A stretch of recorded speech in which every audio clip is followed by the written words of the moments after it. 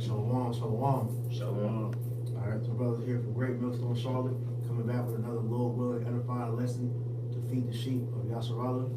So before we get started with these lessons, we want to give all honor, praise, and glory to Yahweh, Ba'ashem, Yahushai, Ba'ashem, Ba'adash. Double honors to our apostles and elders of Great Millstone that taught us this truth and have ruled well. And peace and salutation to the elect that's out here laboring in all truth and sincerity. To you we say shalom. Shalom. All right. So as you see the title of the lesson, man. Okay. The elect will be the progenitors of their bloodline, man. All right. And as you see on the picture, we got put still.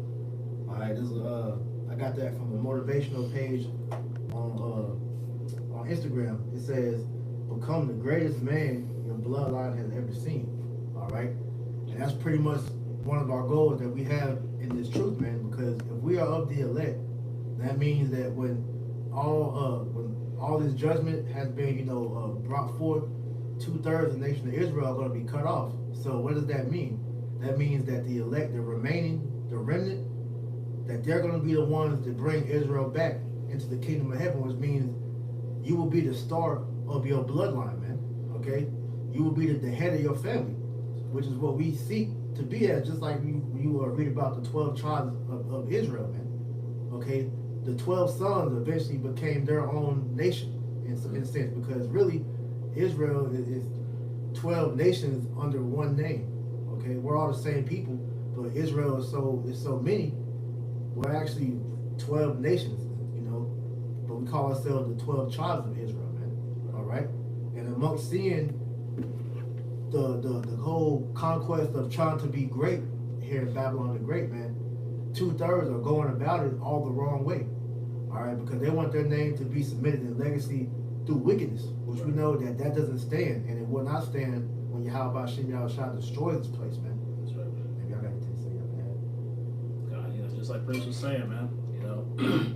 If brothers, are blessed enough to be those first fruit spirits, man, you're gonna be the start of a great dynasty, man. Right, a generational, eternal dynasty.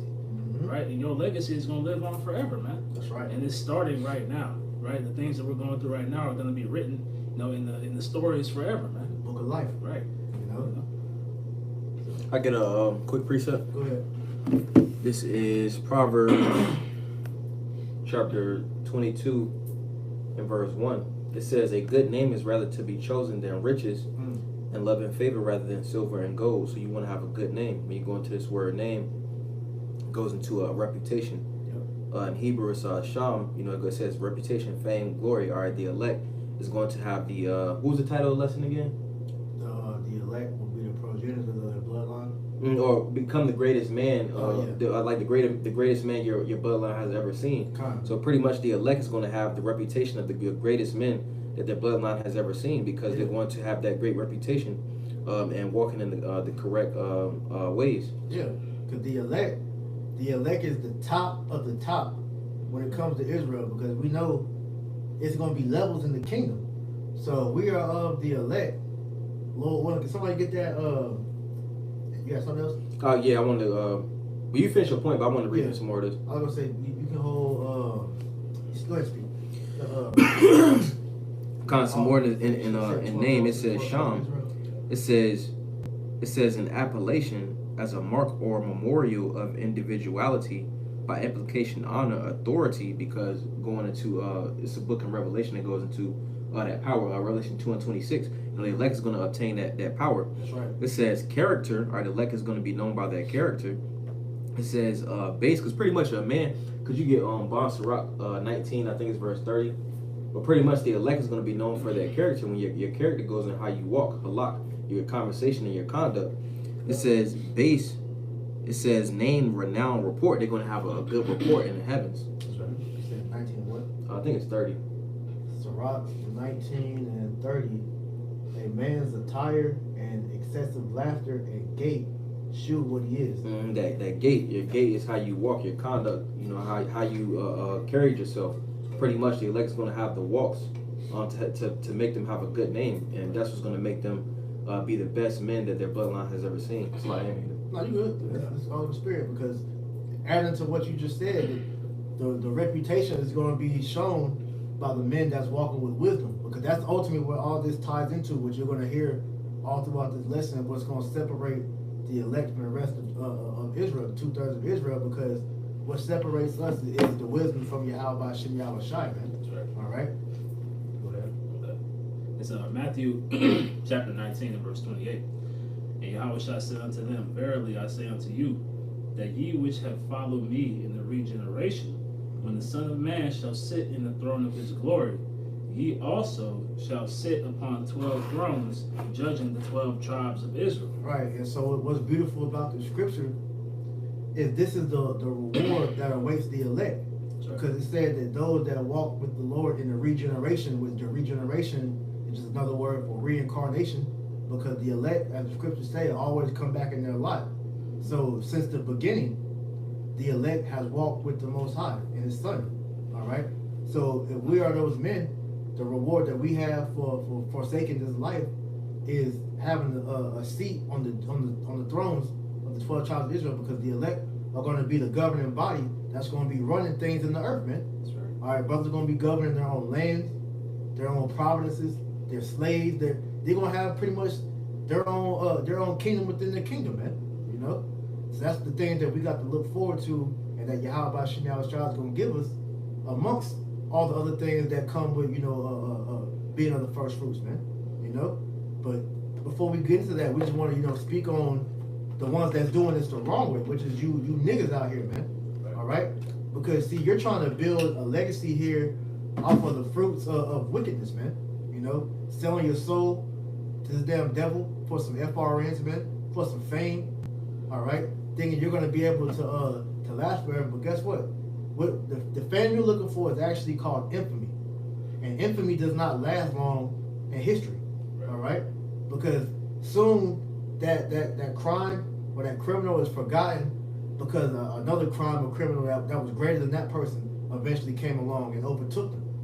But see, the works that we're aiming for, nobody's gonna be able to top it, man. Because if we are truly of that remnant, then Lord willing, the Spirit's gonna be on us to overcome the beast, which the scriptures tell you. All right, I'll get that real quick. Brother know where it's at. It says you have already overcome. You have overcome the wicked one or something like that. It's in 1 John or something. But we are if we're of the elect, we already have that spirit to overcome this world, man. You know, and that feat, nobody's gonna be able to top. That's gonna be one of the greatest accolades that the elect can obtain, man. You know. oh, you got it. Okay. It's 1 John chapter 2 and verse 14. I have written unto you, the fathers, because ye have known him that is from the beginning. Mm-hmm. The elect has known the Most High and the Son since the beginning, because we're, Lord willing, of those first fruits that help Yahweh Shai create the universe, create creation itself. I have written unto you, young men, because ye are strong, and the word of the Most High abideth in you, Mm-hmm. and ye have overcome the wicked one. Yeah, we have overcome the wicked one because the spirit that's within us, which is Yahweh B'Shem Yahweh Shai, man. Mm-hmm. All right, the spirit of Yahweh Shai is conquering, man. Right. All right, that's why he's known in the world they call him the conquering lion. Right. You know, but he's going to be the one to come down and put down all that are not upright in this world, man. You know, he's going to pluck out all that offend in this world, man. Okay, go ahead. So if we're of that spirit, then we have the ability to overcome everything that's thrown at us in this world, man. Right. Just real quick, I'm gonna get that Mm-hmm. word for overcome. It's overcome in the Strong's G3528. It reads, to conquer, to carry off to victory, to come off victorious. Of Hamashiach, victorious over all his foes. Of the Christians that hold fast to their faith even unto death, against the power of their foes and temptations and persecutions. You know, so as Priest is going into, that's the elect, man. Right? The elect are overcoming all these things. The victory is already sealed. That's right. As brothers go into, man. That's right. And so it's just we have to endure unto the end. Right. And that story is already written for whoever that may be. With Lord willing, we hope to be of that number. Okay? You keep going. Okay. So 1 John chapter 2 and verse 15. Love not the world, neither the things that are in the world. Mm-hmm. If any man love the world, the love of the Father is not in him. Right, and the love of the world is in the people of this world. This is why niggas will go so hard to try to submit themselves in this godforsaken world, man. You know, these niggas trust, they love the riches. They love the accolades that come with being on in this society, man. Right. All right, all the women, all right, all the people looking at you as a god, you know, all whatever comes with, you know, being in that realm, man. Right. You know, that celebrity, okay?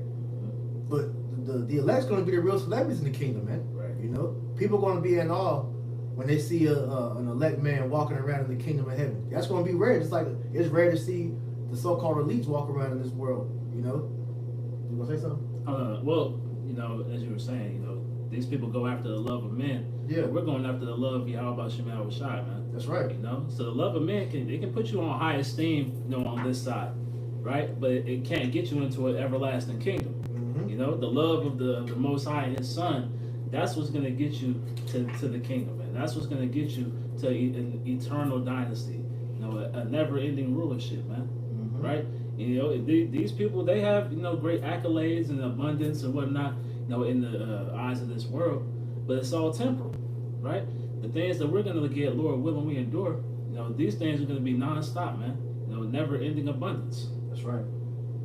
Continuing on, 1 John chapter 2 and verse 16. For all that is in the world, the lust of the flesh and the lust of the eyes and the pride of life is not of the Father, Mm-hmm. but is of the world. Mm-hmm. Yeah, the love of the world is not of the Father. It's of Satan. Mhm. All right. So if you want to truly make it in this world, first of all, you gotta acknowledge whose world is this that we currently live in. This is Satan's world, man. All right. The Most High is nowhere to be found in this place outside of the Israelites that's actually out here fighting for the Lord, man. You know. So if you want the acclaim of the world, you gotta bow to Satan, man. You know, and we understand that that's not the route to go because, as I mentioned earlier, wickedness only wins for a season. All right, and that season is running out, man. We're at the end of their winning streak, man. This is why you're starting to see these celebrities and these people on high being knocked down off their pedestal, man. God, continuing on.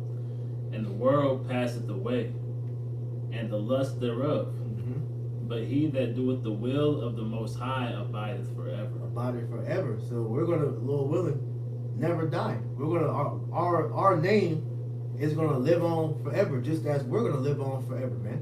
Because as I believe what you read earlier about the name, having that good name, man. Look at the fruits of having a good name. Who are the people that we talk about all the time that have their good names? King David, King Solomon, all the prophets, Right. Yahushua most importantly. But these are people whose names are still spoken about today, which shows you how powerful their legacy is, man. Because this is thousands of years past since they've been on the earth, and their names are still talked about like they're alive right now, man. Exactly. Which their name is what truly keeps them alive, man. You know? God, because you can believe, you know, it was an ancient world, LeBron James. It was an ancient Right. world, Jay-Z. Right? But nobody's talking about those niggas, man. Nope. Right? Just like they ain't gonna talk about these niggas once the kingdom comes in, man. You know, this is gonna be a past foregone, you know, like a bad dream, man. Facts. You know, we're not even gonna think about this shit, man. Facts. Right? So why not build a name that's gonna be able to endure the test of time? You know, while you have a chance, man. While we're in the midst of this grace period. Mm-hmm. Got it on God. that. Get the John. yeah, John and then Isaiah. God. Because this is what separates the elect from 2/3. Because we see that these niggas' time is about to run out, man. But they don't see it, man. Because they're all about the here and now, all right? Or what you would call instant gratification. Right. We're looking for that delayed gratification. Because that delayed gratification, it lasts longer, man. All right? Instant gratification is you get that dopamine hit and then it's done. And that's what Jacob's about to see. That dopamine hit is about to run out, man. You know, which is the world. But see, that the gratification we're going to get is everlasting. Because Yahweh Shemel Shai is going to be continually blessing us, all right, for the things that we endured on this side, man. This is John chapter 8 and verse 44. It says, "Yeah, heir of your father the devil, and the lust of your father ye will do. Mm-hmm. He was a murderer from the beginning, and abode not in the truth. Right. And so this is twofold. All right, we always bring this out dealing with Esau, but this is really, when you read the context of that chapter, he was really directed towards the Israelites, man. And the Israelites have taken on the spirit of their father Esau, man. All right, because you can tell this how they move around, how they act. They got that spirit of Esau on them, man. All right, they want to kill their own people. All right, pimp out their own women. All right, destroy themselves and others. That's an Edomite spirit, man. And so doing such, this is why Jake, when it comes to being offered the world, Jake will sacrifice their family member or friend. All right, they'll throw away they'll cast away their vows. They'll throw away their integrity. They'll bend over. All right, for a damn devil to pipe them for a check, man. For some fame. They'll intentionally sell out their people. All right, which leads them down a path of destruction, all for money, man. That's why the scriptures tell you, for the love of money, all right, is the root of all evil, man. But Jake thinks in doing so, okay, well, I'm gonna be remembered. Yeah, you're gonna be remembered as a wicked ass nigga, and you're gonna be forgotten, man. Get this real quick for you. Mm-hmm. I get one of them too. Go ahead. It's Jeremiah chapter 16 and verse 11. Then shalt thou say unto them, because your fathers have forsaken me, saith the Lord, and have walked after other gods, and have served them, and have worshipped them, and have forsaken me, and have not kept my law, and ye have done worse than your fathers. For behold, ye walk every one after the imagination of his evil heart, that they might not hearken unto me. So like Priest was saying, man, these we're seeing the original righteous spirits, start to return, but we're also seeing the most wicked spirits start to come back upon the earth, man. Right? Because we're in the end of the end, man. That's right. Now all the spirits are being culminated together for this time. Some for salvation and some for damnation, man. Mm-hmm. Right? So we pray, we continually pray that we are part of that salvation. That's But like the priest was going into, those first fruit spirits, are those first of a seed line, man, of that genealogy, to be those kings, man, to establish, the seed line going into the kingdom, man. Back to the John 8 and 44, it says, I want to get this part from lust. It says, heir of your father the devil, and the lust of your father ye will do. No one gets word for lust. It says, desire, craving, longing, desire for what is forbidden. So pretty much the things that are glorified in this world. And I want to get a precept to coincide with that. This is Proverbs, Moshiach 12 and verse 26. It says, the righteous is more excellent than his neighbor, but the way of the wicked seduces them. So pretty much Jake, he has a 2/3 of Jake has an eye for the way of the heathen, and that's why Esau puts it out there, because he knows that 2/3 is going to eat it up like candy. Yep. Got something just for that. Feeding off of this is the Ecclesiastes or Sirach, chapter 9, verse 11. It says, envy not the glory of a sinner, for thou knowest not what shall be his end. And that's why this is why Jake, moves like they do, because they see Esau has been able to win by moving how he's moving. All right, rape, robbery, and murder. Jake sees, okay, for me to really get on, man, I gotta set my people up. All right, so they're glorying the ways of wickedness, not realizing what the end result of that was going to be, man. Because they see Esau as never coming out of power in the eyes of 2/3, man. All right, but we see, because we have the eyesight, we have the ability to see into what Esau's end is going to be, and he's going to have a terrible, a terrible ending, man. That's right. All right, and if Jake continued to follow after him, he's going to take part in that terrible ending, because all are going to find themselves in that lake of fire when the Lord returns with those ICBM nuclear missiles, man. All right. So this is why you're not to envy the ways of the world, man, the ways of wickedness, man. These damn people that's on, man. All right, yeah, you see 2/3 of Israel winning. All right, outside of circumcision, you see Jay-Z, Beyonce, LeBron, Jordan, to the lesser known people that's winning in society. You see these guys are winning, not realizing the wickedness that they're doing to maintain and get that wealth, man. But they don't understand what's going to happen to them at the end. They're going to lose all that shit. They're going to what is money? What is being rich in this world when it profits you when the money system is destroyed and replaced by the MOTB? Exactly. What is fame gonna do for you when social media is taken away from you, man? You know, you're gonna be an average, nobody ass nigga that nobody's gonna give a regard for. Right. Because when all hell break loose, you're gonna see Jay-Z and Beyonce running from tanks just like an average nigga, man. You know, seeing fucking Jamie Foxx and fucking Lil Wayne dead somewhere with a damn bullet hole or whatever type of judgment the Lord has them, have, man. You're gonna see these niggas get their judgment, man. So this is why you shouldn't envy these people, because they're gonna lose, man. They're gonna be forgotten about eventually, man. You know, we're here, all right, because we want to actually be here, man. All right, we want to be here forever, man. All right, these niggas want to win for a season. We want to be remembered for all time, man. You know. You got something? Go back to that the Isaiah, because they're just setting the stage up to show you the end results of 2/3 chasing this, man. It's not going to end well for you, man. You know. So this is why the Spirit of the Lord has bestowed upon us the correct way to present to our people to show you if you really want to win, you want to become great. Here's the process, man. That's why, like I said, in Isaiah 30 and 20, I believe, this is the way, walk ye in it, man. All right. Ooh, can I get this real quick? Go ahead. This is Proverbs 27. It's a lot. Because at the end of the day, man, that should be on the mindset amongst all of you sincere brothers and sisters. Because shit, you sisters that's gonna make it, you're gonna be of the election too. Okay, you're gonna be living forever as well, man. You have memorials of righteous sisters too, the elect ladies. Different stories like Judith, Sarah. Because you notice when it comes to certain genealogy, the woman's name is not mentioned many times in the scriptures, man. It's only certain women whose names are actually mentioned. All right, like we said, Mary. What's some more? Susanna.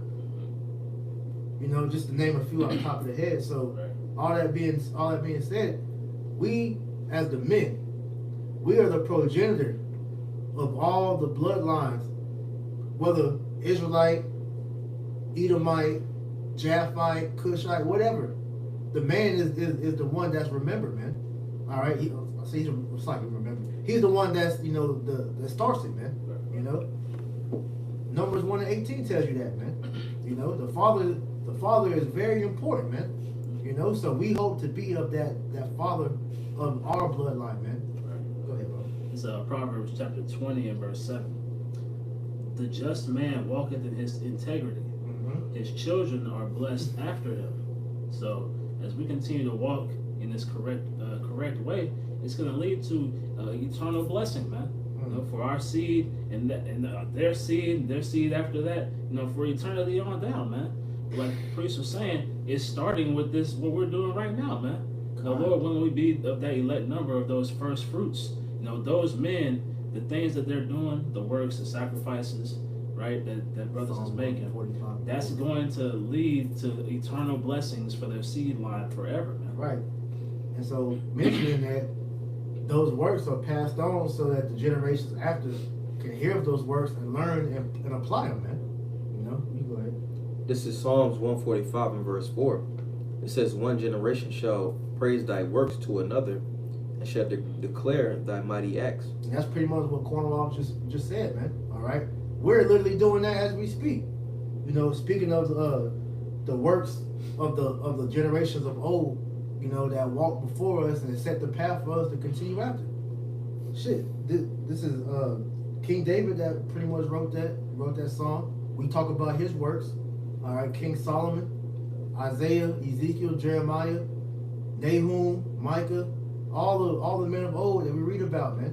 Whether they're major, minor prophets, all right, different disciples, okay, because you got, like I said, different roles.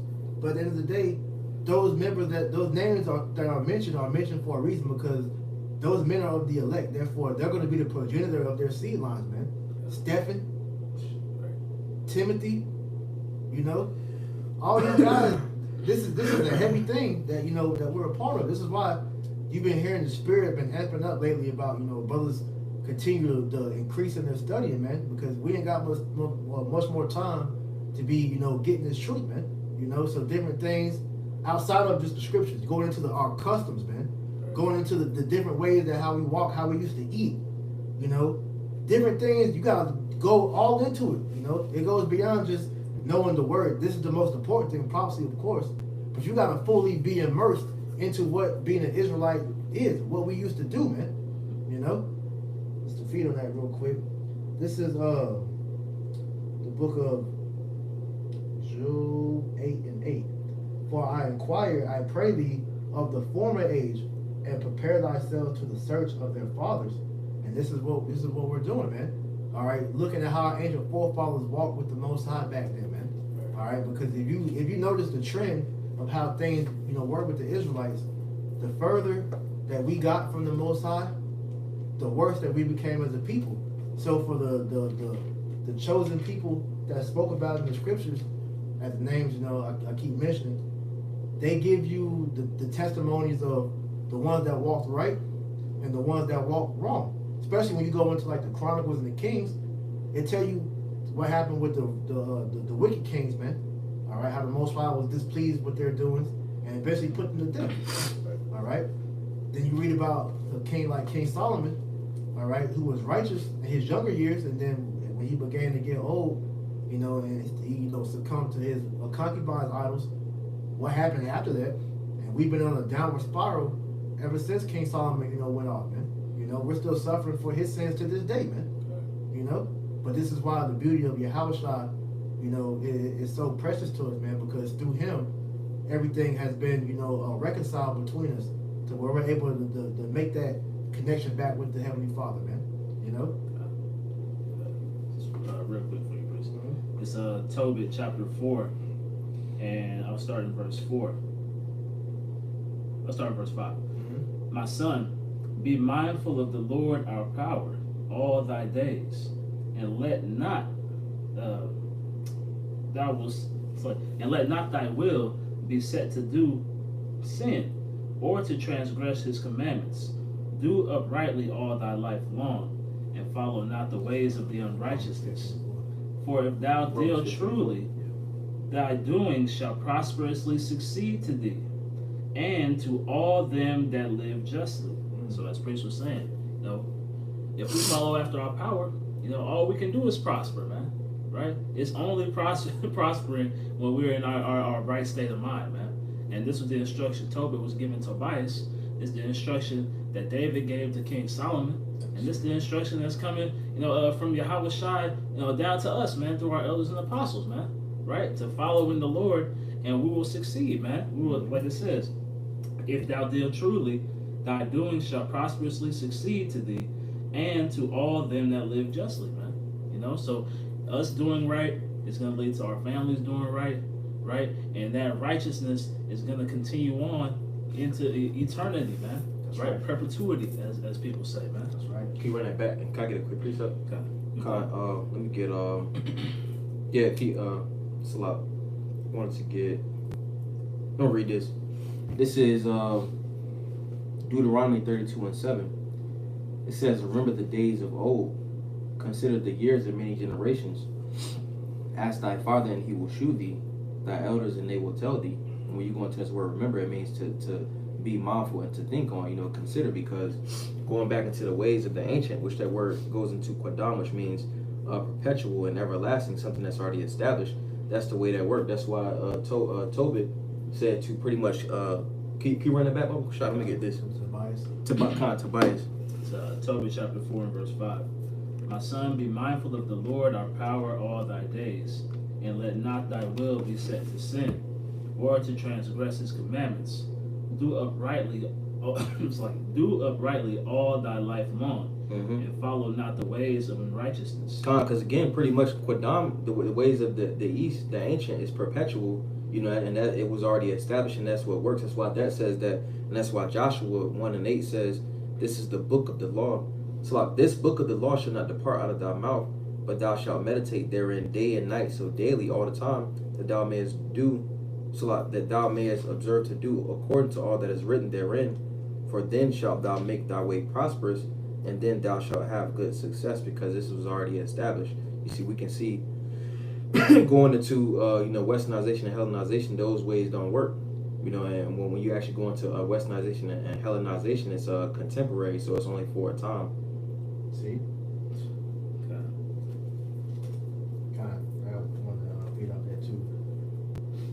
Because as you mentioned, that advice that Tobias received from Tobit was the same advice that King David, told him to King Solomon. So how do we learn about these things, to get that advice, man? All right, to get the exact sayings that was told to our forefathers, you have to go into the scriptures and actually, read it, man. That's right. Romans 15:4. For whatsoever things were written aforetime were written for our learning, that we through patience and comfort of the scriptures might have hope. And that's what we're seeking for, man. All right. It says, for whatsoever thing were written aforetime were written for our learning, that we through patience and comfort of the scriptures might have hope. And that's ultimately why the stories are written. All right, to help teach us of the ways of our ancient forefathers, so that we can learn what went wrong and how to fix it, man. Right. And how to fix it is to come back to Yahweh Shem Yahushua, so that we, as a people can thrive again, man. Because we see ever since we departed from the Lord, like I said, that downward spiral we've been on, man. Here in Great Millstone Charlotte, we've been saying it for years, man. Have you seen niggas lately, man? Every generation has gotten worse and worse and worse, man. So with that being said, man, Israel has to get fixed. And the only way that's going to happen is for 2/3 to be put out their misery and to come back to the seat of the elect, man. And the elect has been given the correct way to how to fix it, which is to fear Yahweh Shem Yahushua and keep His commandments. I'll get that real quick. Go ahead. It's Proverbs chapter 22 and verse 17. Bow down thine ear and hear the words of the wise, and apply thine heart unto my knowledge. For if it is a pleasant thing, if thou keep them within thee, they shall with all be fitted in thy lips, that thy trust may be in the Lord. I have made known to thee this day, even to thee, have I not written to thee excellent things in counsels and knowledge. And he was the one that wrote it. That was King Solomon, man. He was regurgitating, reiterating the wisdom that he received from his father, King David, man. One more. It says, verse 21, that I might make thee know the certainty of the words of truth, that thou mightest answer the words of truth to them that send to thee. So that's Prince was saying. You gotta this word, that's given us this wisdom, knowledge, and understanding. But you have to seek these things out, man. Right? All these tales, all these accounts, right, are written for our learning, man. They're written so that we can apply them to our current situations. So that we can overcome. Because everything that we go through in this world, there's a precept, right? There's an allegory, there's a story, right, of our forefathers going through, the exact same things, man. So that's why it's important to read, so you can be able to apply these things when those adversities start to come upon us, man. This is 1 Kings chapter 2 and verse 1. It says, now the days of David drew nigh that he should die, and charged Solomon his son, saying, I go the way of all the earth. Be thou strong therefore, and shew thyself a man, and keep the charge of the Lord thy power to walk in his ways, to keep his statutes and commandments, and his judgments and his testimonies, as it is written in the law of Moses, that thou mayest prosper in all that thou doest, and whithersoever thou turnest thyself. Right. So that wisdom that King Solomon, because what you had happening during that chapter, King David was on his deathbed, and so he was setting his affairs in order, and so what he was pretty much doing was teaching his son to how to continue his lineage, man. Because it's just to prove that this is Sirach chapter 30, verse. I'm gonna start at verse 3. It says, I start at 1. It says, he that loveth his son causeth him oft to feel the rod, that he may have joy of him in the end. And essentially, what you're seeing take place, this is what's going on with us today. Most High is chastising us, all right, so that He can pretty much purge out all the wickedness that we have in us, so that He can enjoy us, all right, in our end, which is in our salvation, the kingdom of heaven, man. It says, "He that chastiseth his son shall have joy in him, and shall rejoice of him among his acquaintance." It says, "He that teacheth his son grieveth the enemy, and before his friends he shall rejoice of him." And see, this is why Esau has destroyed the family structure, man, because he doesn't want our children, to be taught about how, to keep the laws of the Most High. They don't want anything about Yahweh Shem Shai being taught to the children, man. This is why they continually attack the children every generation, man. All right, but the elect has always had that protection to where we were never fully engulfed by Esau's witchcraft, man. All right, because he knows that when we're taught the correct way, we're being brought back to our power. We have been given a hedge of protection against it, man. Verse 4 to the point. "Though his father died, yet he is as though he were not dead, for he have left behind one that is like himself." All right, and that's what King David was doing when he was instructing King Solomon. All right, if you want to have a long, everlasting kingdom, you have to, fear the Most High and walk in His ways, man. And in doing so, King David's name was lived on through his son, and that's what we seek to have, amongst our walk, man. When we're fully able to have children and pretty much, bring them into this world, they're going to already, be programmed. We're talking about the kingdom here. They're going to be programmed to have, the law, statutes, commandments in their inward part. So when they walk throughout their walk in the world, we're not going to have any worries about them, man, because they're going to be good.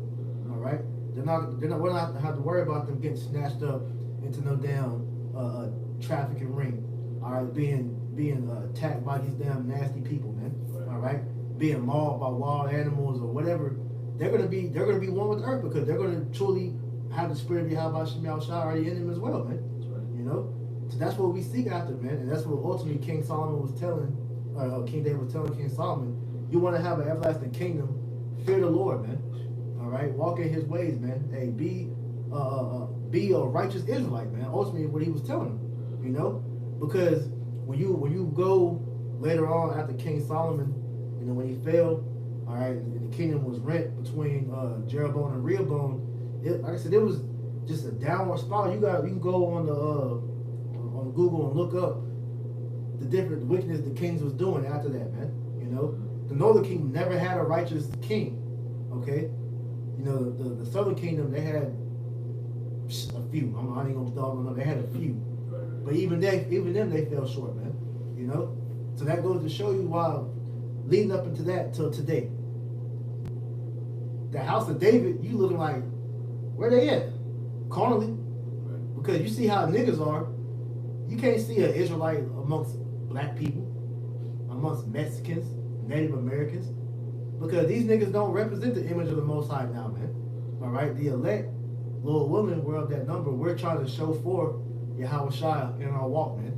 That's why we walk with wisdom, man. I had a quick one. This is Proverbs 17:6. It says, "Children's children are the crown of old men, and the glory of children." So it says, "And the glory of children are their fathers." Because you brought out a point. You said pretty much, King David. John 17:6. You said King David passed on what to do, because this brought King David's name honor. Yeah. And his son doing what he was supposed to do. I'm gonna run it back. And if I may say too, when the king passed, all the responsibilities would go into the heir. Exactly. So everything that had anything to do with the kingdom was onto that next man. But the king had to make sure that his son was taught correctly, right? Because this wasn't the only conversation King David and Solomon had, I'm sure, right? He was training him up in the way that he should go, right? And that was like the final decrees that he gave him, because he knew that everything, his legacy was riding on what he could give to Solomon in order to prosper, man. Mm-hmm. So this is going into grandchildren, but it can also be applied to children. Okay. You're known in your children as well.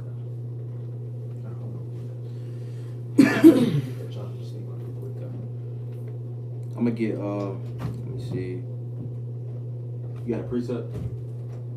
Got it. This is, actually, let me get this real quick. God. It's Proverbs 22 and verse 6. Train up a child in the way he should go, Mm-hmm. and when he is old, he will not depart from it. You know, so that training, you know, going into, you know, what the Lord is doing through us spiritually right now, man.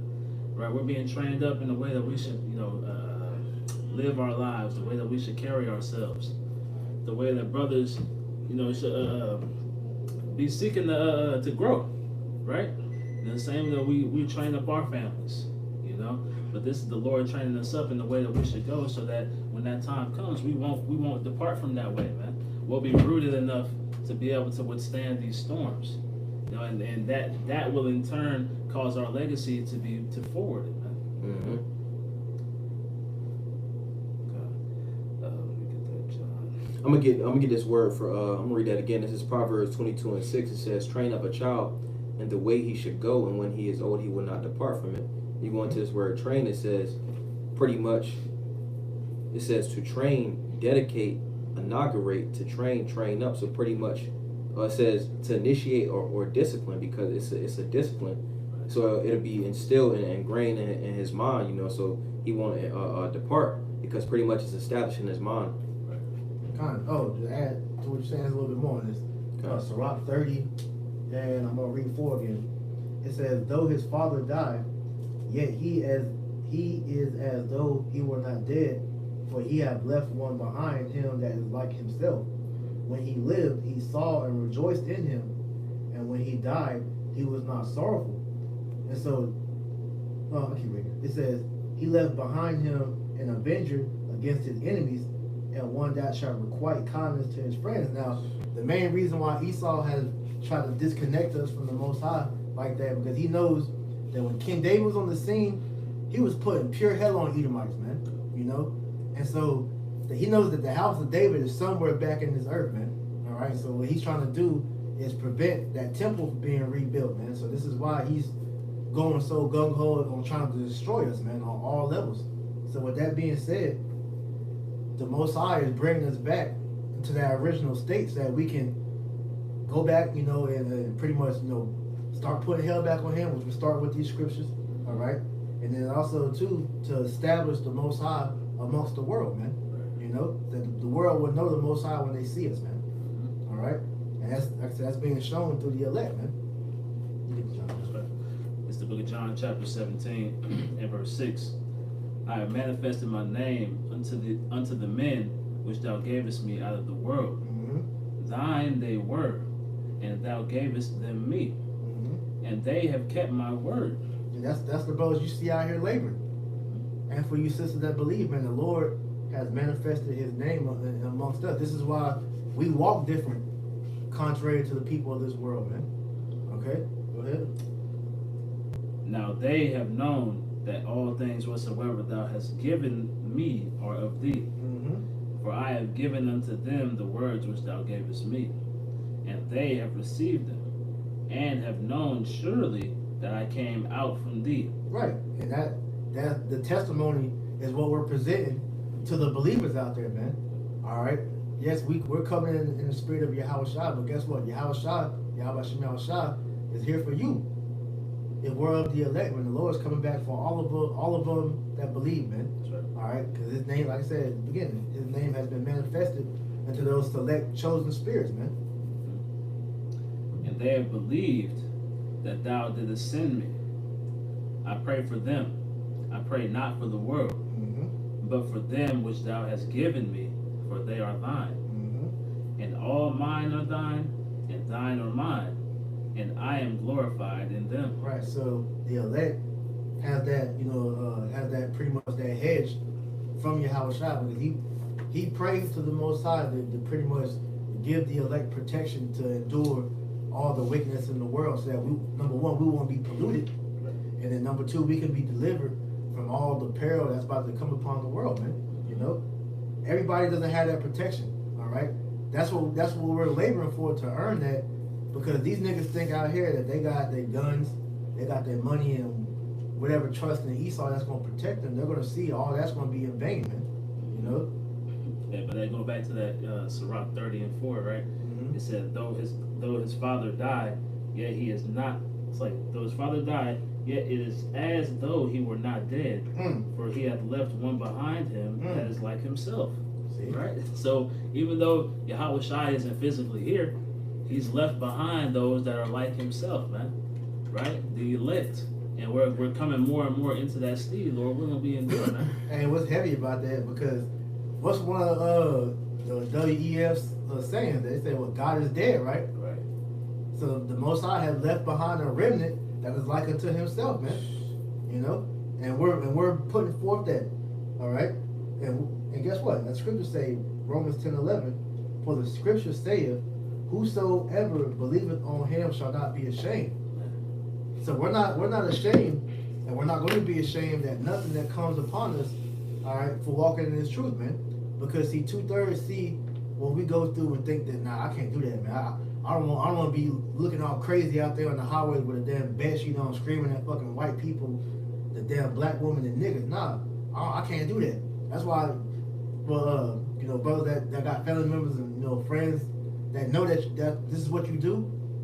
A lot of, like, I've been told that by family, like, yo, I commend you.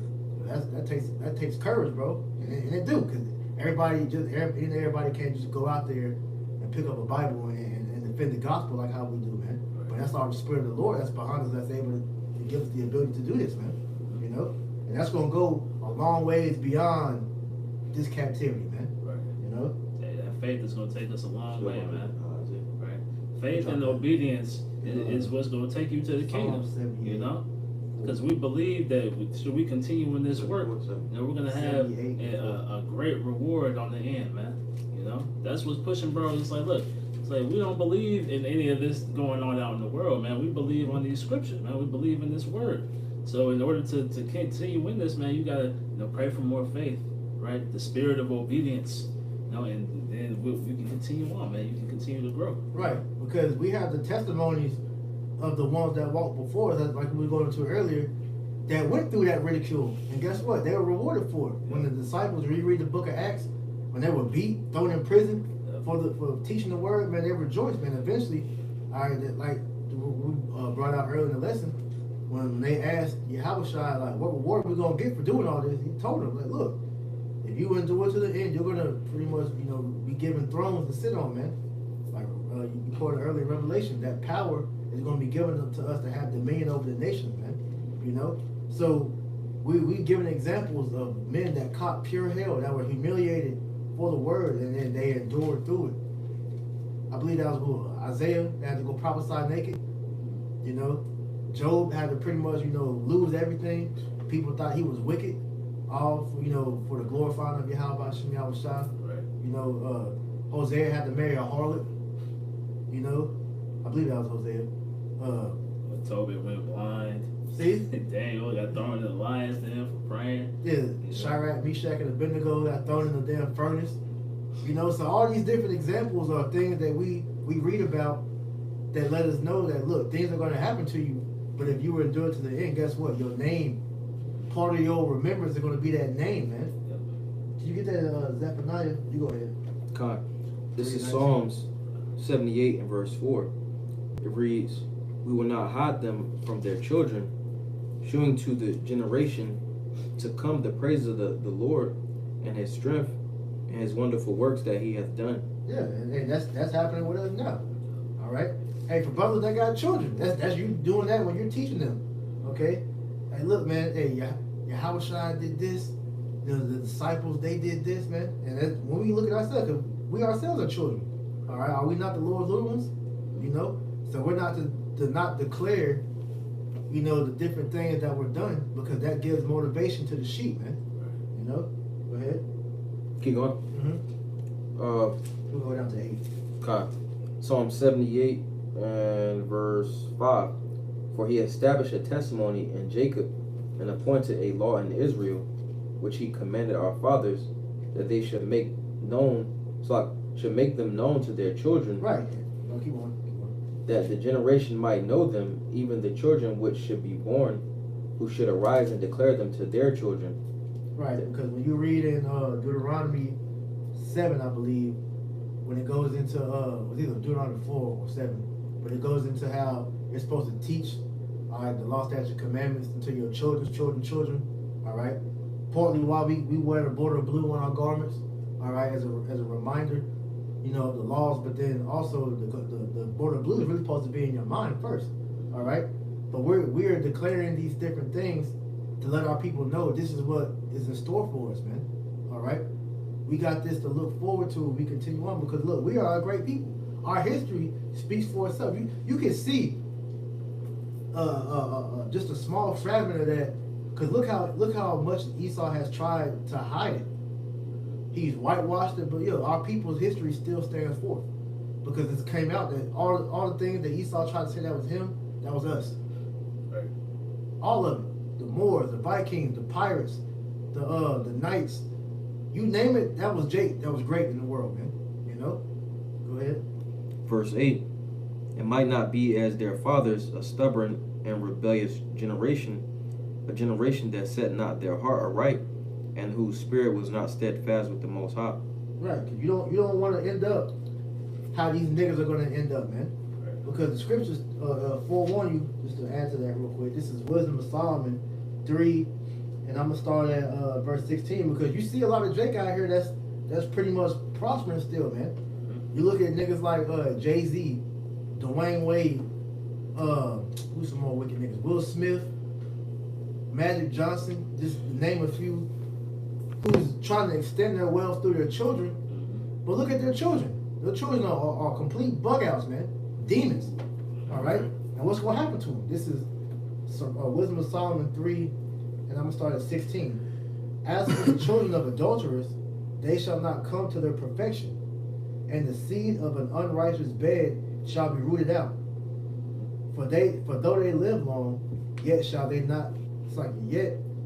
be nothing regarded, and their last age shall be without honor. They're gonna be wiped out, man. All right. You see a nigga like Magic Johnson's son, man. This nigga, he's an old faggot now, man. Not saying he's elderly, but he's coming to age and has fully accepted being a damn mo. Right. Okay. That nigga 6'7" could have been a fucking NBA star walking around in a damn skirt, dress, and heels, man. Left tackle. That shit is ridiculous, man. It says, for though they live long, yet shall they be nothing regarded, and their last age shall be without honor. Or if they die quickly, they have no hope, neither comfort in the day of trial, for horrible is the end of the unrighteous generation. So they're going to end badly, man. So you see these damn celebrities out here pretty much, promoting their children to demons. Hey, it may seem like they're winning. You hear Jay-Z constantly talk about in his new music, all right, building generational wealth. I did a lesson a while back. There ain't gonna be no generational wealth here in Babylon the Great, man. All that shit gonna be wiped away, man. Though they winning for right now, hey, Blue Ivy is set for life. God, praise God. But she's gonna die, just like the rest of these wicked people, man. Yep. Go ahead.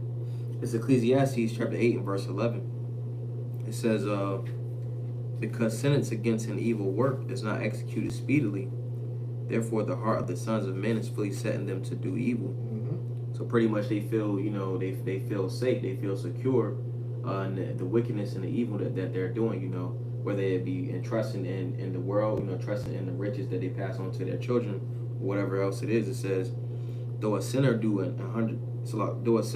evil 100 times, and his days be prolonged, yet surely I know that it shall be well with them that fear the Most High, which fear before him. So it's going to be better for those that fear the Lord.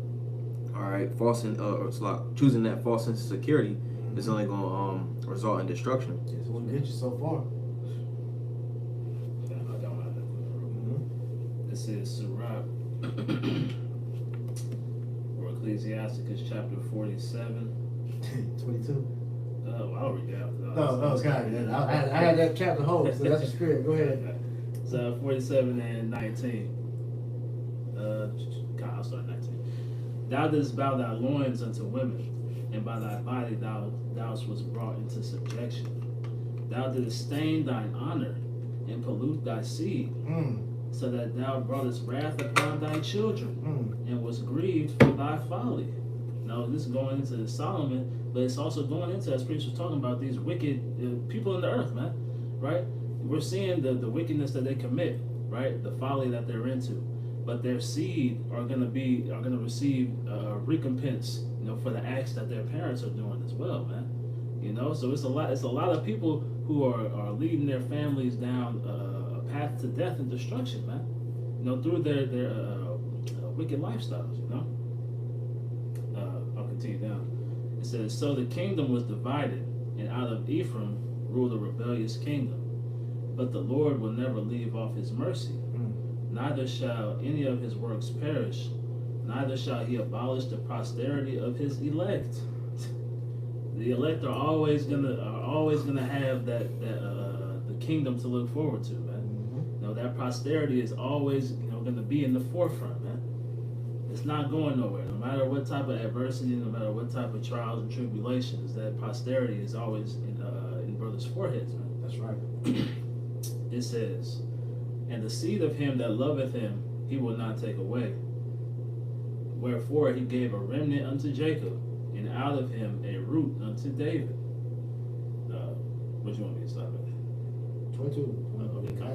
But that, like you said, the elect always have that hope to look forward to. So that's what keeps us going when we feel like everything is against us, man. Because if we are of that remnant, then we know that we're going to be saved. Like Elder Yashimama's page, remnant saved 144, man. And remnant, the remnant's going to be saved, man. Right. The 144,000 and the 1/3, that innumerable number, man. They're going to be in the saved no matter what. And like I said, their names are going to live on, because when we get in the kingdom of heaven, man, hey, their names are going to be written in the book of life, man. Right. All right? Matter of fact, let me get that real quick. We getting the Isaiah. There's one in that one. You get that. I was thinking this. Can you get that definition real quick? This is Isaiah chapter 1 and verse 8. It says, actually, I'm gonna start from verse 3. It says, the oxen knoweth his owner, and the ass his master's crib. But Israel doeth not know, my people doeth not consider. And these are two of the most stubborn animals, and 2/3 is being likened to those animals, because pretty much they're stubborn and rebellious. When you go into this word consider, it means to slot. It means pretty much to think on or to meditate on. You got the men of the Lord saying, hey, you're the people you see, but they refuse to believe that they're the people. It says a sinful nation, a people laden with iniquity, a seed of evildoers. And we just got that John 8:44, going into or not John 8:44. It was Proverbs 26:12, going into how the way of the wicked seduces 2/3 of Jacob. He says, children that are corrupters, they have forsaken the Lord, they have provoked the Holy One of Israel unto anger. They are gone away backward. All right, going into Jeremiah 3:6. Jake has went up to those mountains and those green trees, went into these different philosophies. Yep. Mm-hmm. It says, why should ye be stricken any more? Ye will revolt more and more. The whole head is sick, and the whole heart faints, from the sole of the foot even unto the head. So the whole nation is sick. All right, 2/3. It says, there is no soundness in it, but wounds and bruises and putrefying sores. They have not been closed, neither bound up, neither mollified with ointment. And Jake has pretty much gotten comfortable in this state. Right. Jake is a dog that has to go down, but Jake cool, he good. Right. Verse 7, it says, your country is desolate, your cities are burned with fire, your land strangers devour it in your presence, and it is desolate as overthrown by strangers. And the daughter of Zion is left as a cottage in a vineyard, as a lodge in the garden of cucumbers, as a besieged city. Except the Lord of hosts had left unto us a very small remnant, we should have been as unto Sodom or Sodom, and we should have been like unto Gomorrah or Amorah. So pretty much, if there wasn't a remnant, the nation would be destroyed. And this is why the elect is so important, man. Hey, he set you up for the definition. This is the definition according to Wikipedia for progenitor. It reads, in genealogy, the progenitor is the legendary founder of a family, line of descent, clan, or tribe, noble house, or ethnic group. Mm-hmm. Genealogy understands a progenitor to be the earliest recorded ancestor of a consanguineous, which is just a bloodline, family group of descendants. Mm-hmm. Jumping down, it reads, aristocratic and dynastic families often look back to an ancestor who is seen as the founder and progenitor of their house. Mhm. Even the Man. old God. And who's our progenitor? All right, it starts with Abraham, Isaac, Jacob, on down to the 12 tribes, which we all descend from. But it's even gonna get even further because all the members of the elect, all right, in the kingdom of heaven, you're gonna have your own start, man. All right, you're gonna start your own family, and then, as the scriptures say, man, one little one shall become 1,000. All right, you're gonna eventually become your own tribe. This is why Israel's gonna get so huge to where the Most High has planets prepared for us because we're gonna overpopulate the earth. And that's not gonna be bad, like how Esau was saying, talking about the earth is overpopulated, right? Which is not. Go ahead. It says aristocratic and dynastic families often look back to an ancestor who is seen as the founder and progenitor of their house. Even the old Roman legal concept of descendants was based on the idea of the unbroken family line of a progenitor. But, Man, it says an unbroken, which means that line is still going to be here to this day. Because 2/3 their line are going to be broke off, man.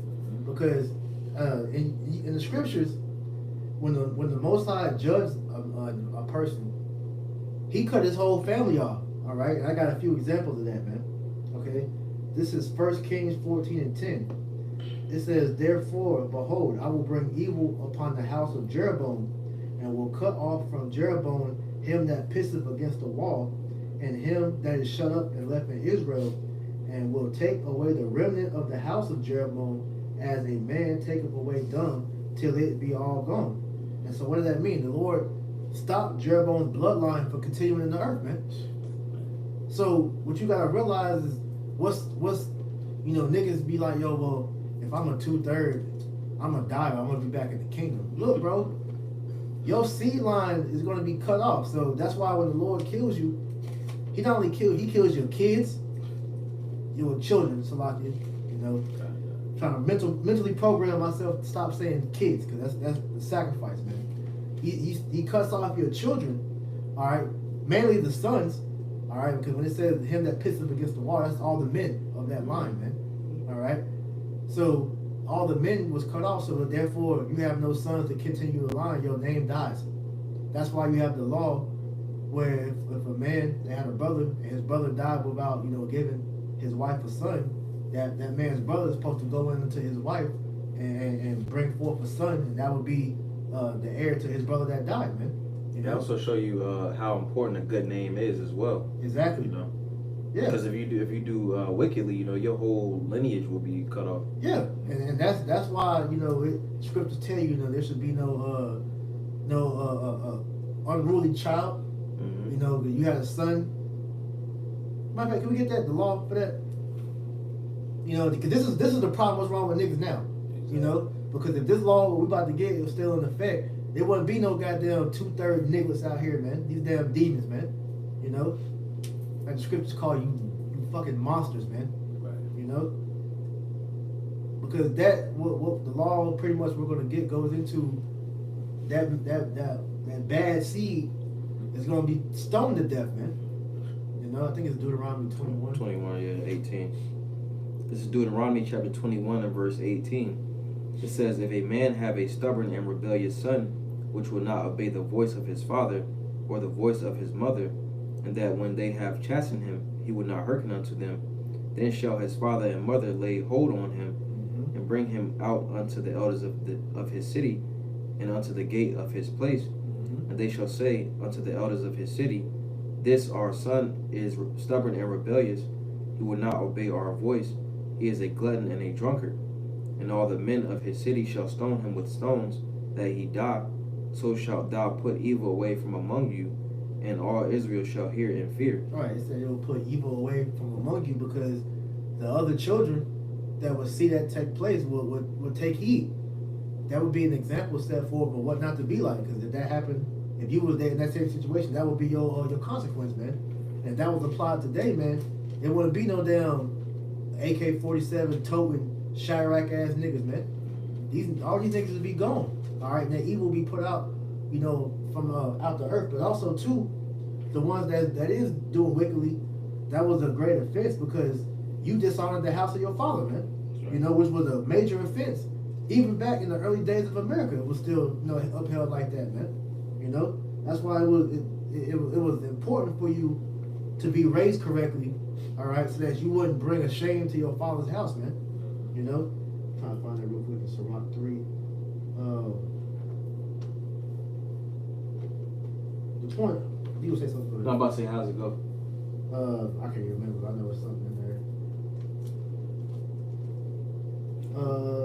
Sirach 3 and 2. For the Lord, you gonna read it? Yeah, I get it. Okay. This is Sirach, chapter 3 and verse 2. It says, "For the Lord hath given the father honor over the children, and hath confirmed the authority of the mother over the sons." Mm-hmm. Yeah, the father was given honor over the children because he was the one that was supposed to instruct them on how to walk. Like you brought out earlier, you train up a child when he is young, and he will pretty much walk in that way for the rest of their life, man. That's why the early development years of your children is like the main part where you instruct them in the ways of the Lord. You know, keep going.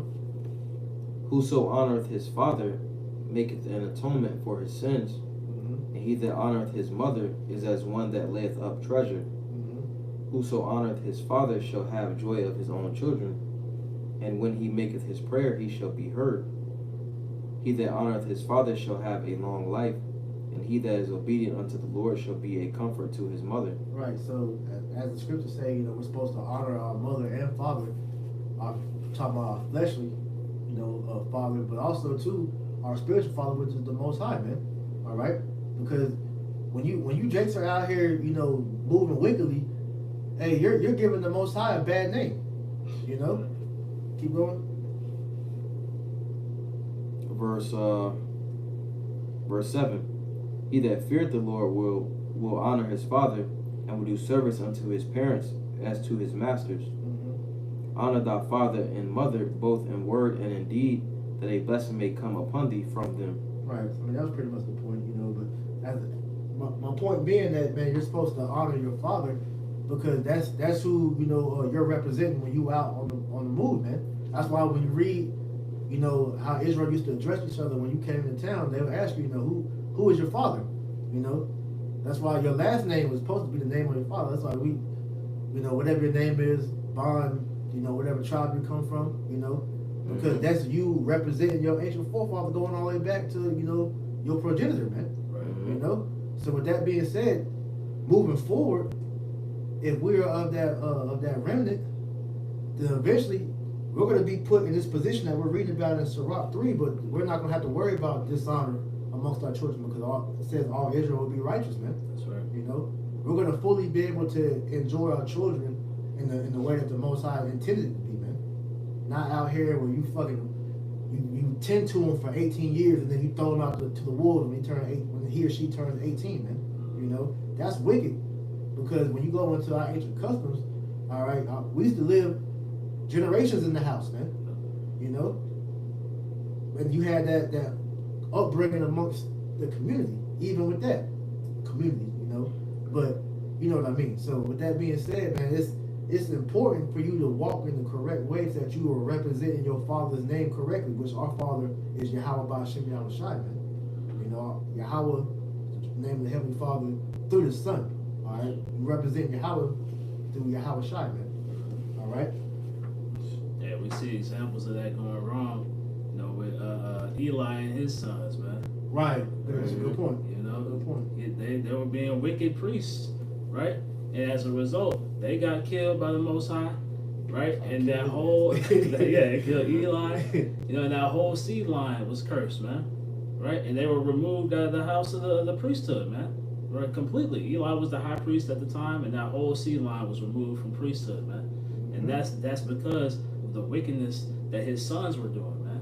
So that's what a bad son can do to the name of a father, man. Right. And that's why it's important to train them up correctly so that they don't act in these ways, you know. Mm-hmm. And even though we for the most part, Jake is far from that custom. You know, they'll still say that amongst Jake. You know, like, oh, like, who's your parents? Because pretty much you represent your parents. Exactly. You're their image. Exactly. So all that is something taken to a part of how you walk in this thing as well, man. Right. You know, because even if your fleshly parents aren't in the truth, you're still supposed to give honor to them. You know, on how you move as well. Mm-hmm. You know, all these niggas out here getting locked up, getting exposed for being nasty or whatever, they're bringing dishonor upon their house, man.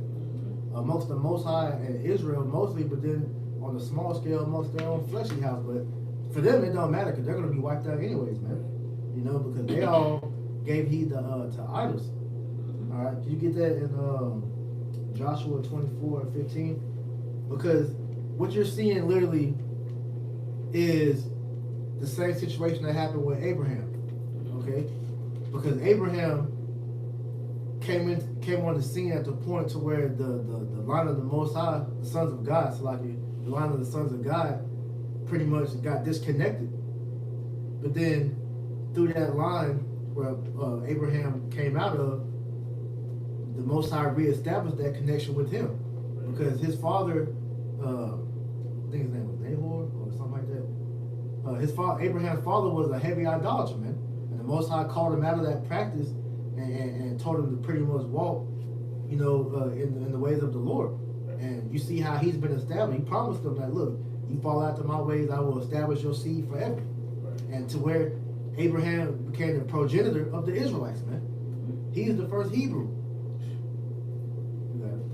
This is Deuteronomy 24:15. It says, well, not Deuteronomy, you said Joshua. Mm-hmm.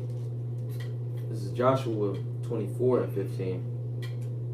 It reads, and if it seem evil unto you to serve the Lord, choose you this day whom ye will serve, whether the gods which your fathers served that were on the other side of the flood, or the gods of the Amorites, in whose land ye dwell. But as for me and my house, we will serve the Lord. And that's the position that we're all being faced with today. All right? Are you going to serve the Lord, or are you going to serve these idols that our forefathers were serving on the other side of the flood, which are back today, repackaged with new names, new customs, okay?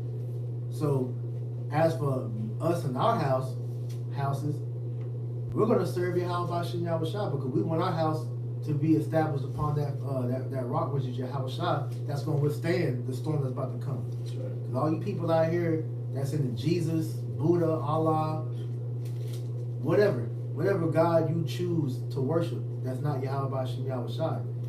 That's that house being built upon sand that's going to be wiped away. All right, from the earliest root. All right, your seed is no longer going to be remembered, man. Okay. Did you finish that in Wisdom of Solomon? Chapter 3. Yeah, I read it. Okay. No, actually, I didn't. You need to get the last verse. 16. 3:16. Back to Joshua 24:16. It says, and the people answered and said that the Most High forbid that we should forsake the Lord to serve other gods. Go to verse 17. That was the point. Okay, come. Yeah, because at the end of the day, they chose to serve the Lord. You know, and that's the same thing that we're doing. To serve Yahweh Shem Yahweh Shai, man. All right. 2/3 are going to continue to serve in their idols and stay in their wickedness, man. And we're going to see the fruits of their labor come to fruition right before our eyes, man. That's right.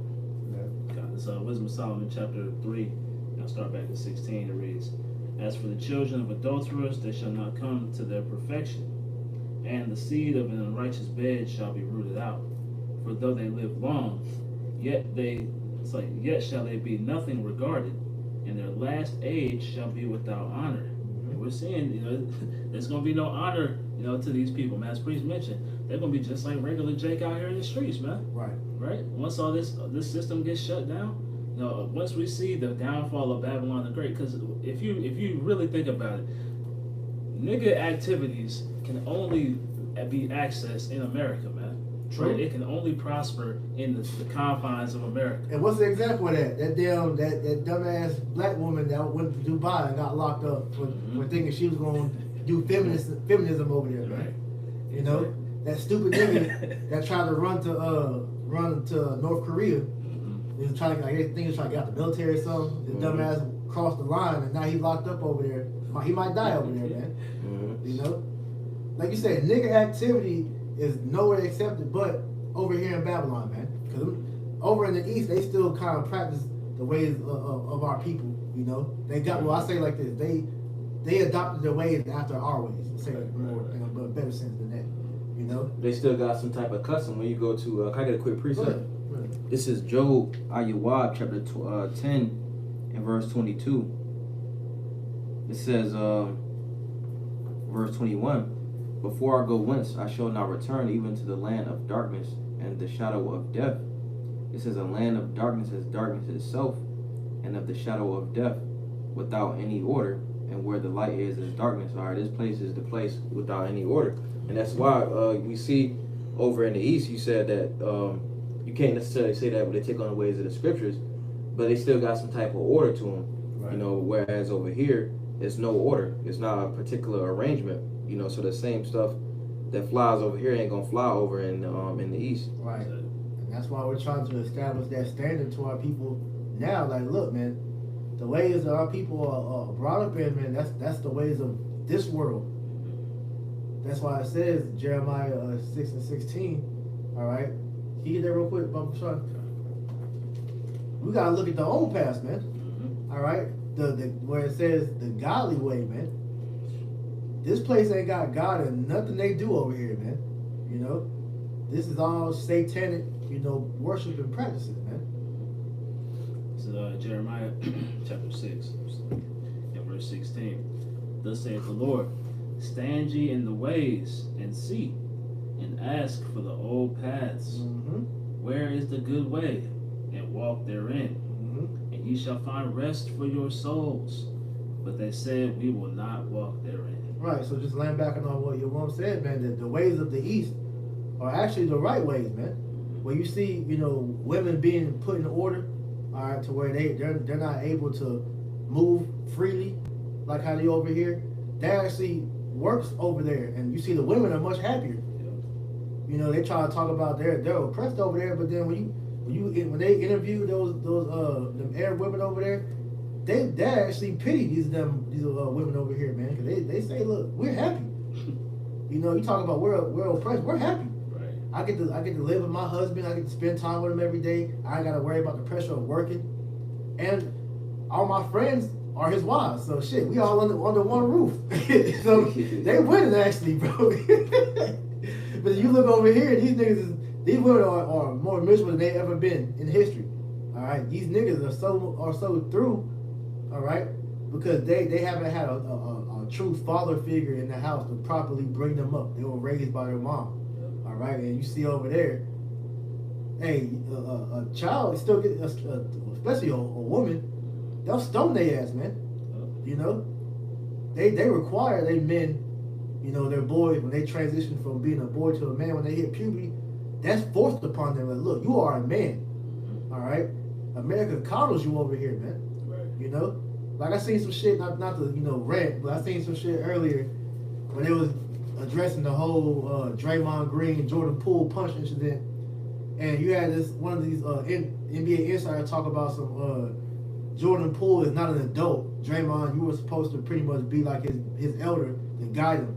This nigga's a grown man. You talking about he's not an adult? Right. Nigga, you 19, 20, you're an adult, man. It's only over here in Babylon you gotta sit there and tell you, well, you return a man, you 18, 16 or 18. No. According to the Bible, once you hit puberty at the age of 12, you are a man or a woman. And you're supposed to be held as such, man. Okay? And this is why you're seeing judgment taking place with these badass little niggas, man. You know? Because they're being led the wrong way, man. God, so from there, let's get that Zephaniah 3 and 19. Because we're speaking on that good name, all right? That good name that we're representing is about to be seen in the earth again, man. I got it. All right. This is Zephaniah 3:19.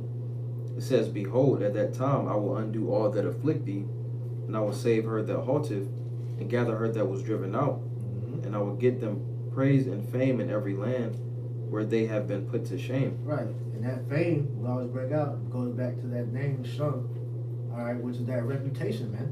All right, that old way of how we used to be looked at as in the earth, as that great, wise, and understanding people that was close with the Most High. All right.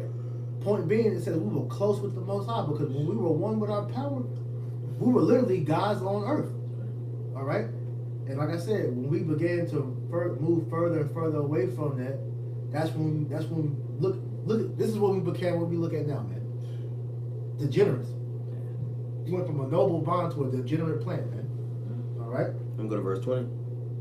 What does it say? It says, verse 20. It says, "At that time I will bring you again. Even in that time I will gather you, for I will make you a name and a praise among all the people of the earth, when I turn back your captivity before your eyes, saith the Lord." And that's what's going to happen in the kingdom of heaven, man. All the elect that endured, all right, you're going to be put up on high. You're going to be the new celebrity in the kingdom, man. People are going to want to see you, want to be around you, man. All right, because your name is going to ring as yo. That man, he survived Babylon, man. He didn't die and have to be reborn in the kingdom as a babe. No, he went through and lived his whole life, and the Lord saved him. And now he's one of the elders that's helping establish the kingdom, man. That's something you should want. That's what part of being a progenitor is, man. A founder, in other words, you can say that for, man. But think about like how Jacob had to look at it, man. Like his sons pretty much grew to their own nations, man. We're gonna actually be able to witness that if we're of that number, man. Your children's, we're gonna have so many kids where you ain't even gonna know that's your grandchild, great grandchild. You're like, damn, that's me. Even your sons, you're gonna have so many kids, they're gonna come back. You're gonna forget you had them. You know, it's gonna be that bad, bro. That's what we wait for, man. That's one of the things that we look forward to, man. You know, brothers got seeds over here. You know, sisters got seeds over here, man. But at the end of the day, really, for these sisters, man, that seed goes to that man you had the baby with, whether he was in the truth or not. But the brothers, this is what this is mainly talking about. Hey, your seeds, Lord willing, the Lord have mercy. They're going to help bring forth 2/3 into the world as well, man. And they're going to be through your line, your bloodline, man. That's what we look for, man. That's what we're doing this for, man. One of the reasons, man. One of the many reasons, man. Get that earlier. I quoted earlier. It said that a little one shall become 1,000. Kind of like, you know, when you look at, you know, this is small, but if you look at how they say for the founding fathers of America, you know, they somewhat, you know, I guess praising, you know, the United States. Yeah, because you got the presidents. I forget, it's like, what, 40-something of the presidents all have the same bloodline as like one of the elites or something like that. Mm-hmm. You know? So Esau spreads his line out, you know, throughout the earth as well, man. This is why they have, with them, what they do is wicked though, but they try to keep that royal bloodline amongst their families. So they practice incest, man. Mm-hmm. We're going to spread our bloodline throughout the earth. So we're going to have many women, whether it's an Israelite woman or a concubine. They're going to be having our children too, man. Because none of that matters on who the mother is, as long as it's the Israelite father. Numbers 1:18. Okay? Established through the line of the father, man. Alright? So that's why it's so important for the father to be in a right state of mind, man. Alright? It's Isaiah 60. 60 and 22. Oh, kind of like. It's Isaiah 60 and verse 22. A little one shall become 1,000, and a small one a strong nation. I, the Lord, will hasten it in His time. Right, and that's what's going to happen to the seed of each and every brother as of the elect, man. You're going to become your own tribe, man. You're going to have so many children to shit. You might have to have your own planet just to raise up your house, man. Right. You know? Hey, you never know how the Lord's going to do it, man. But we know that's what we got to look forward to, man. All right, and the world is going to start to see that when the Lord begins to raise us up, man. Right. 1 John 3, Okay. and you get Revelation 3 and 5. It's 1 John chapter 3 and verse 1. Behold, what manner of love the Father hath bestowed upon us, that we should be called the sons of the Most High. Therefore the world knoweth us not, because it kneweth him not. Right. The world can't recognize us for who we are because they don't know the Most High.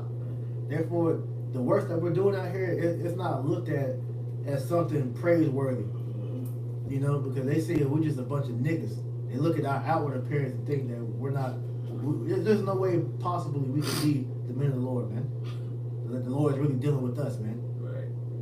Lowly ass niggas here in Babylon Great. There's no way these people can truly be the sons of God, man. What's that? Wisdom of Solomon, 5th chapter? Yep. Continuing on. 1 John chapter 3 and verse 2. Beloved, now are we the sons of the Most High, and it doth not yet appear what we shall be. But we know that when he shall appear, we shall be like him. Right. For we shall see him as he is. Right. We can only speculate how that new body gonna be, man. Right. You know, we thinking, yeah, we know we're gonna live forever. We're gonna have spiritual power. We ain't never gonna be able to get hurt, Right. never get sick. We talk about it, we really can't. Fathom. We can't fathom it until we actually see your house shine, Right. and then we can be like, we're gonna be hyped, man. Right. Lord willing, we gonna be beating up in those ships, getting a new body. You're gonna be sitting there just like, yo, all your damn muscles back. You got your beard, you got your hair, your hairline back, your hair, Right. and everything gonna be back how it's supposed to be, man. You're gonna be in your youth, Yeah, we're gonna get out of these chains of darkness. man. It's hella, bro. Who don't want that, man? Right. Nigga rather raise up a tribe over here looking like fucking Nick Cannon. Nick Cannon and whoever else, all these niggas, they got all these kids, man. Future. Fuck that. All these niggas gonna die. We want a line that's actually gonna be able to sustain and live. Right. And they're actually gonna keep the family business going. And I mean the family business, I'm talking about this truth, man. Right. And then whatever the Lord talent we get, or we got, we're gonna give it back to the world. We're gonna put back into the earth, man. That's right. Go ahead. 1 John chapter 3 and verse 3. And every man that hath his hope in him purifieth himself, even as he is pure. Whosoever committeth sin transgresseth also the law, for sin is the transgression of the law. Right. So these people that commit sin, Jake, 2/3 of our people, all right, the sentence of sin is death. And they're going to be cut off, them and their seed line. So this is why we're stressing the fact that we want to do righteous so that our seed lines can be established and continue on forever. That was pretty good. Revelation 3. Verse 5. Time. This is Revelation chapter 3 and verse 5. It says, He that overcometh, the same shall be clothed with white raiment, and I will not blot out his name out of the book of life, but I will confess his name before my Father and before his angels. Right, and that's what we ultimately hope for, man. That's the start of all what we're talking about now, man. Being written in that book of life to where the Lord, Yahushua is going to confess our names in front of the Father and the angels to plead our case for us to be delivered, man. That's right. So we don't take part in the lake of fire. All right, we don't take part in Babylon's destruction, man. And the example of those men that are written in the book of life, you got the reference in the book of Hebrews chapter 11. All right, the latter books of Sirach, like in I think like the 40th chapter leading to the 50th.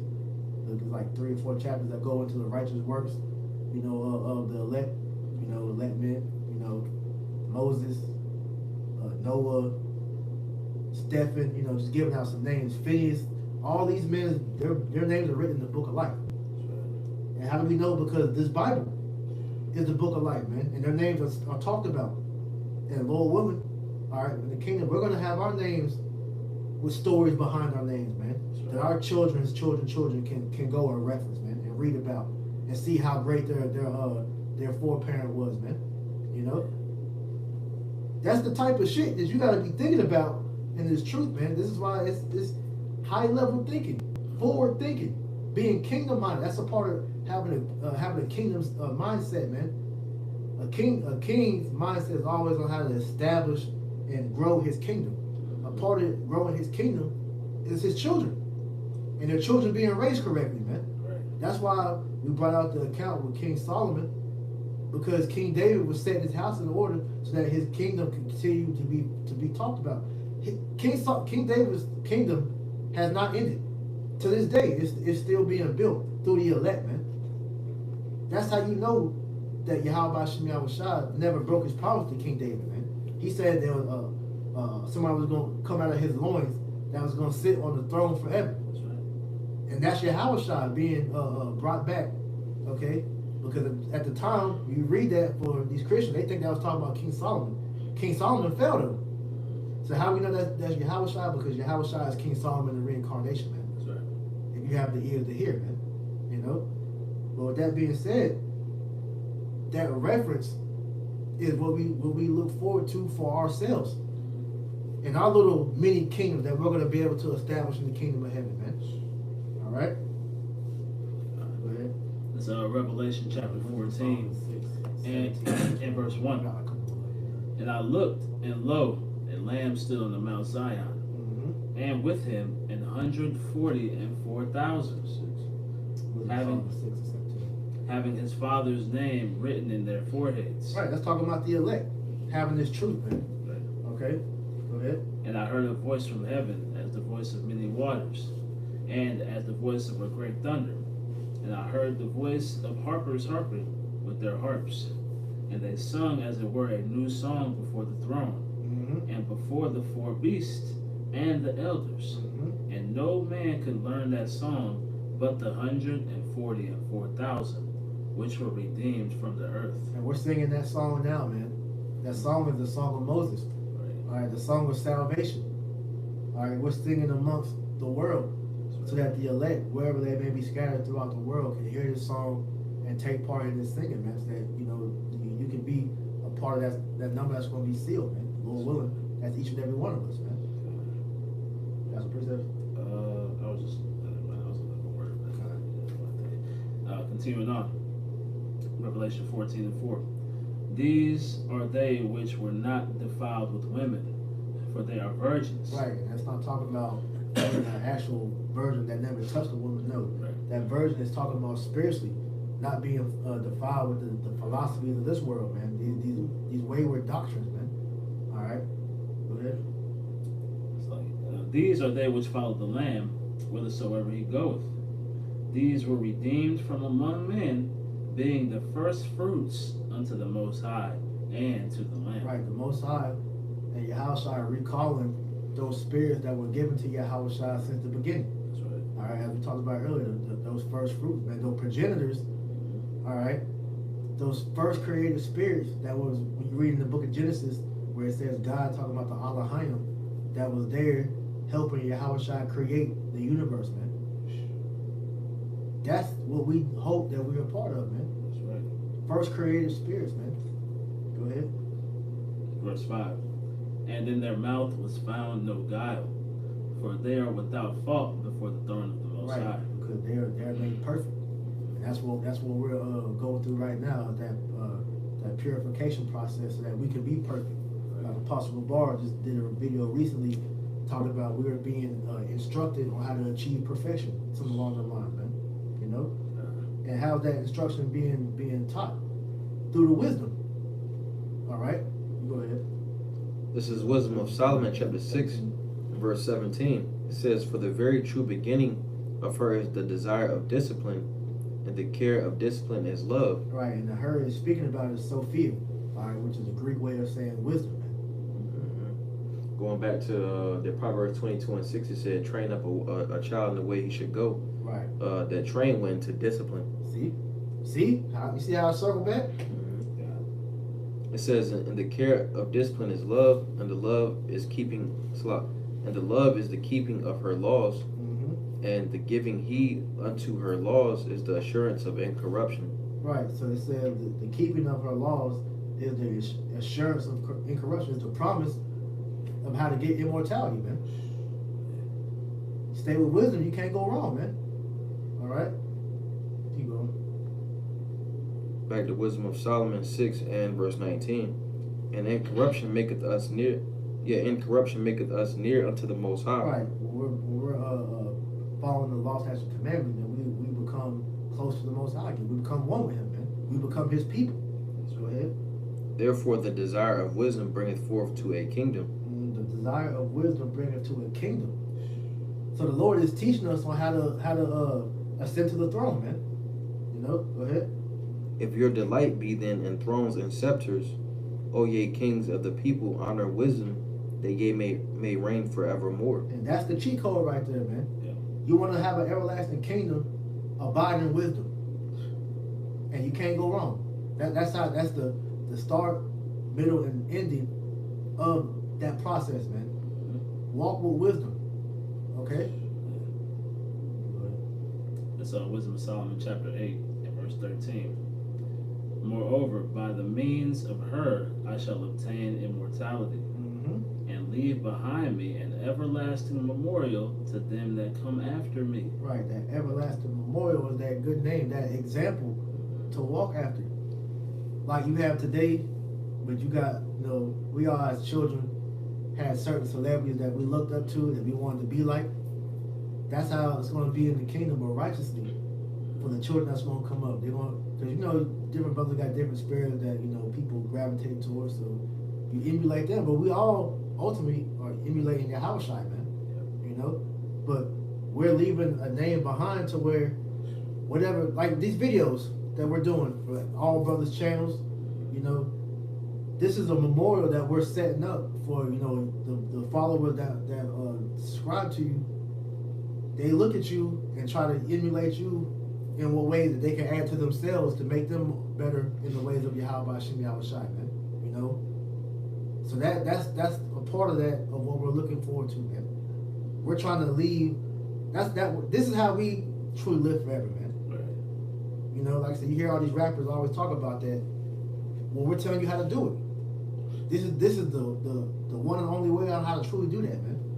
All right. Yeah, 2 Thessalonians 2:13-15 and Colossians 3:12, man. That's it. Yeah, but like you say, priest, you know, people try to leave their mark on this world, you know, but it's a corruptible crown that they're chasing after, man. Exactly. Right? You can leave, you can build a legacy, right? But it's only gonna last for so long, man. Right? As soon as the society goes down, there goes your legacy, man. Right? Like we said earlier, man, it's millions and hundreds of millions of people who've had great legacies that nobody remembers, man. Exactly. You know? But you want to have an immortal legacy, man. Hey, good example of that. Wilt Chamberlain. Right. He was known as the greatest basketball player of his generation. The nigga scored 100 points in an NBA game, with that record still stands to today. But with that being known, this new generation now, they don't know shit about Wilt. You got niggas saying that Paul George is the GOAT. Not Jordan, not Kobe, Right. not even Iverson. Paul George, a nigga that hasn't won anything. Because these people don't know how to truly research and go back. You know, researching to these niggas now is foreign. Right. You know, but I use that basketball analogies to show you, like, yo, we got greatness to look back on, to walk after, man. To model our walk after, man.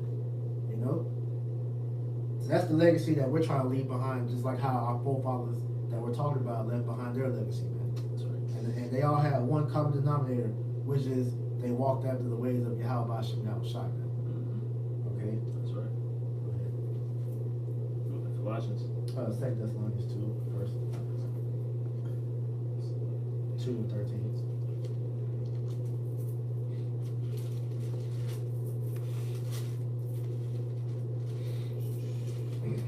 Because when you think about, like, I'm pretty sure, you know, in the past, you know, like if you look at like the gladiators and stuff, yeah, I'm pretty sure it was great fighters back then, but we won't hear nothing about them now, you know.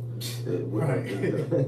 The truth is the only thing that gets you a good name, you know. Worldly crowns and achievements isn't gonna mount to anything, you know, in the eyes of the Lord. Right. You got niggas, the gladiator here, Spartacus. Yeah. don't think of Marcus Aurelius or Right. Nerva or whoever. This is Spartacus. And then the example they gave for Spartacus is tainted because you watch that show, he was a faggot. Mhm. Right. So this is through, bro. Yeah.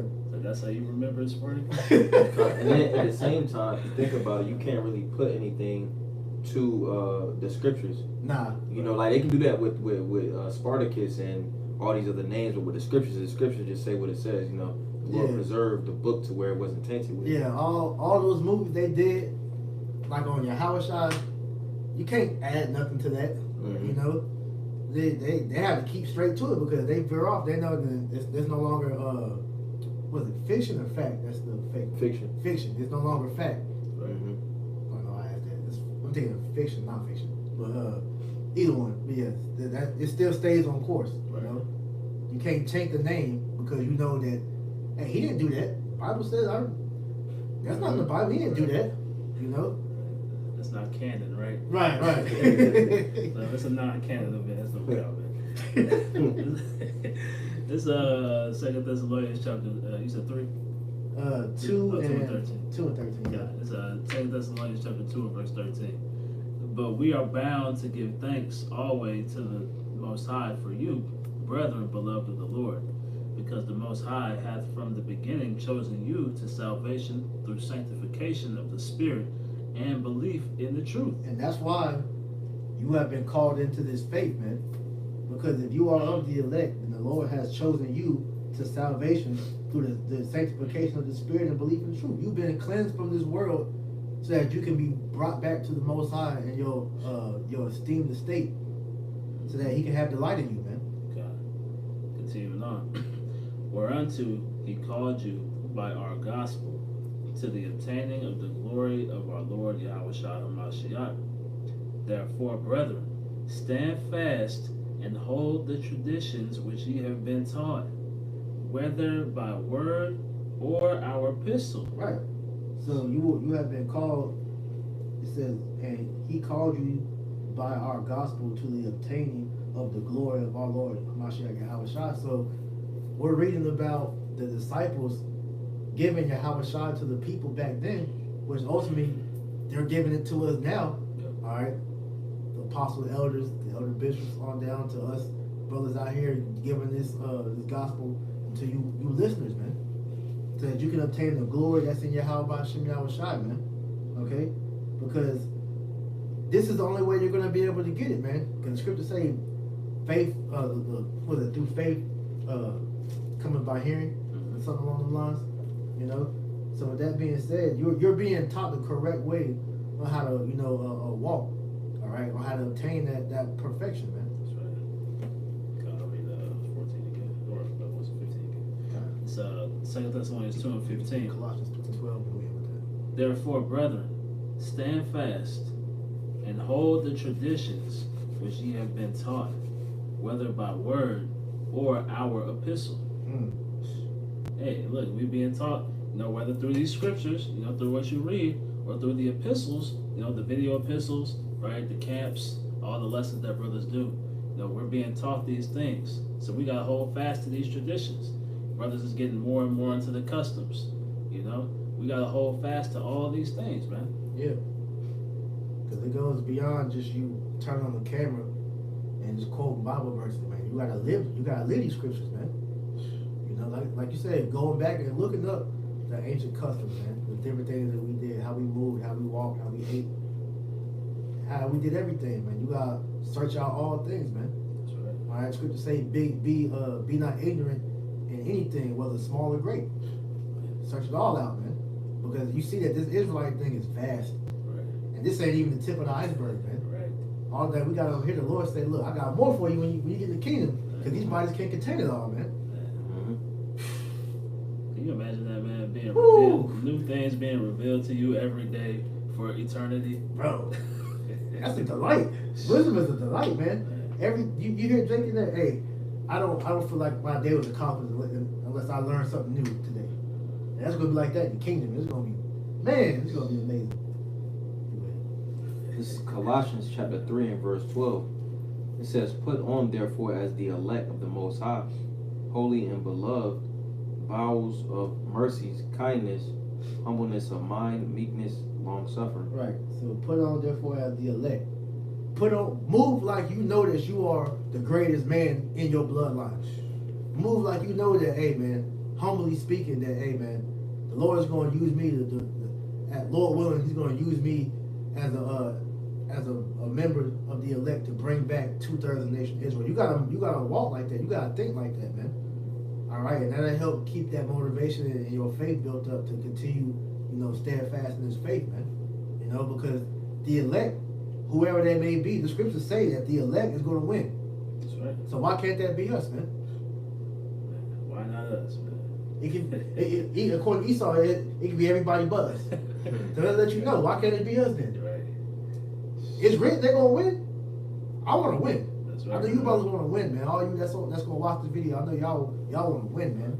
This is why we do this thing for, man. So at the end of the day, hey, man, fight for it. Right. Get down for your crown, man. That's all I had, though. I get that word for elect in that. It says, tying it back into the title of the lesson, Colossians 3:12 says, It says, put on therefore as the elect of the Most High, holy and beloved, bowels of mercies, kindness, humbleness of mind, meekness, long suffering. So put on as the elect. You want to put on that mindset. Yep. And the definition of the elect, it says, picked out, chosen by the Most High to obtain salvation through Mashiach. Skip down, it says choice, select, going back to the title of the lesson, the best of its kind or class, excellence, preeminent, applied to certain individual Christians, which is Israelites. Right. But pretty much the best of its class. The best of the best, man. So we gotta walk like that, man. God. There's nothing wrong with, because humbly speaking, we are better. We are above you people in this world, man. Now we walk with wisdom, all right.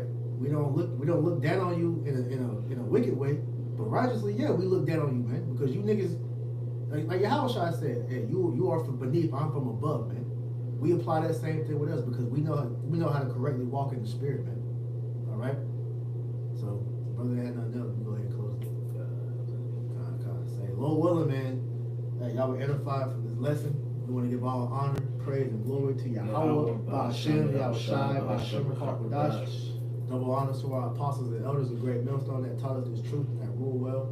And peace and salutation to the elect. Until next time we say Shalom. Shalom.